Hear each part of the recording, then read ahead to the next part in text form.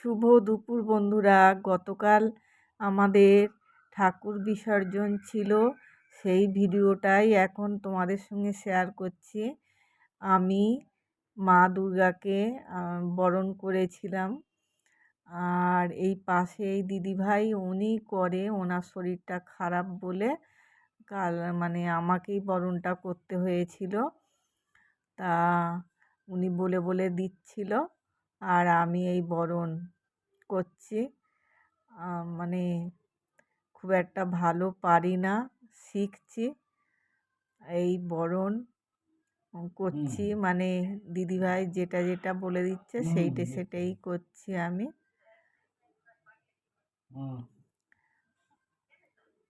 এই বরণের পরে এবারে মাকে মিষ্টিমুখ করব আর সিঁদুর দেব। এখানে এই মোম দিয়ে বরণ করছি। কদিন মা আমাদের কাছে ছিল, খুব আনন্দে সময় কাটছিল। আর ওনার চলে যাওয়ার সময় হয়ে গেছে শ্বশুরবাড়ি, তাই ওনাকে ছেড়ে দিতে হবে। এই পান দিয়ে এবারে বরণ করে নিয়ে তারপরে এই মিষ্টি মুখ করে নিচ্ছে। আর অসুরকেও মিষ্টি দিচ্ছি। উনি না থাকলে মা দুর্গা যে এই খারাপ লোকদের আমরা তো চিনতে পারতাম না। সেই সবাই ভালো মন্দ নিয়েই আমাদের সমাজ, সেটাই। এইখানে খিচুড়ি ভোগ হচ্ছে, বরণ করে আমি চলে এসেছি।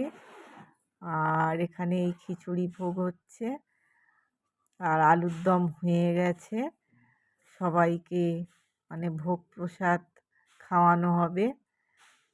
আর আমার বরণের পরে এই ছোট্ট কিউট বয়টা ঢাক বাজাচ্ছে, আমাদের নাতি সম্পর্কে হয়।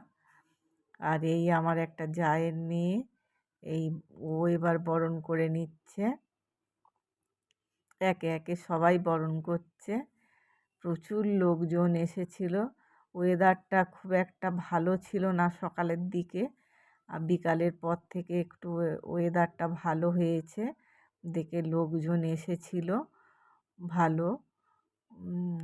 ভালো লাগছিল না, কেউ এলে ভালো লাগে। বেশ অনেক লোকজনই এসেছিল। এখানে খাওয়ানো হচ্ছে, এইটে আমাদের বাড়ির পিছনে লন মতন একটা জায়গা ছিল, সেখানে খাওয়ানো হচ্ছে। বন্ধুরা, ভোগ প্রসাদ কোন কোন বন্ধুর বাড়িতে এরম দুর্গাপূজা হয়েছে আমাকে কমেন্টে জানিও। আর তোমরা কেমন আছো, কোথায় কোথায় ঠাকুর দেখতে গেছো সেটাও জানিও। আমার তো ঠাকুর দেখতে যাওয়া হয়নি, বাড়িতেই ছিলাম। দুবেলাই তো পূজা, যাদের বাড়ি পূজা আছে তারা সবাই জানে।